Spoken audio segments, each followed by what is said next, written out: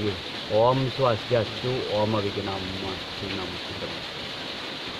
Nggih.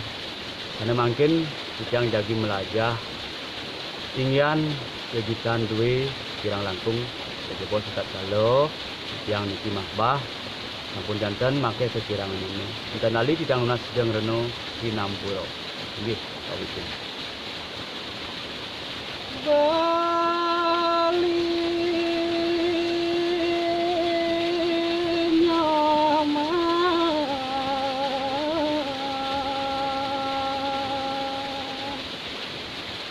Dewan Titiang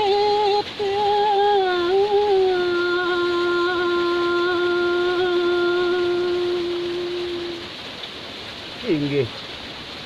Beli jiwat man titiang angan beline sane mangkin puniki titiang raok angan beline. matangi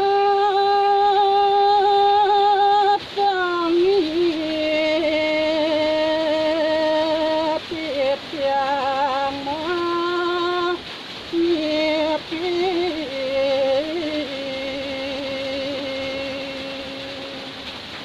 Dadosnya titiang puniki nangin ngangan beline.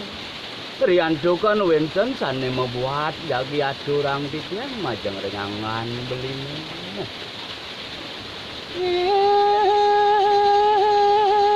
Jayo prano lengyo alo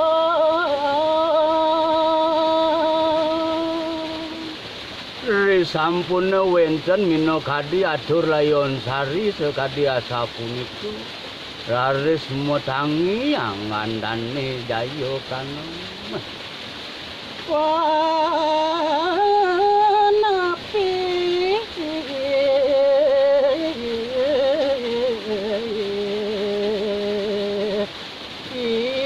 ipian iratu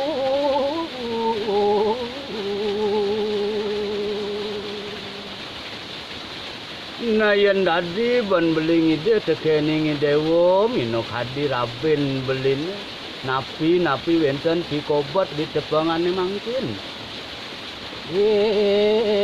layon sari angoda Raris sampun wenten baosane jaya prano raris kesauren oleh layon tadi. Titiang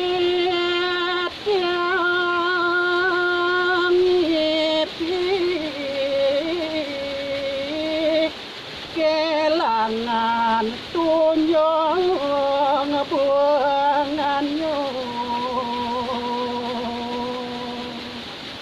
Riantukan titiang puniki sane wau titiang mengipi puniki beli jiwat man titiang puniki kehilangan bungan tunjung mino kadi ipian titiang.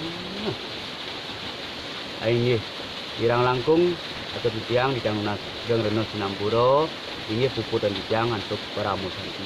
Om santi Om.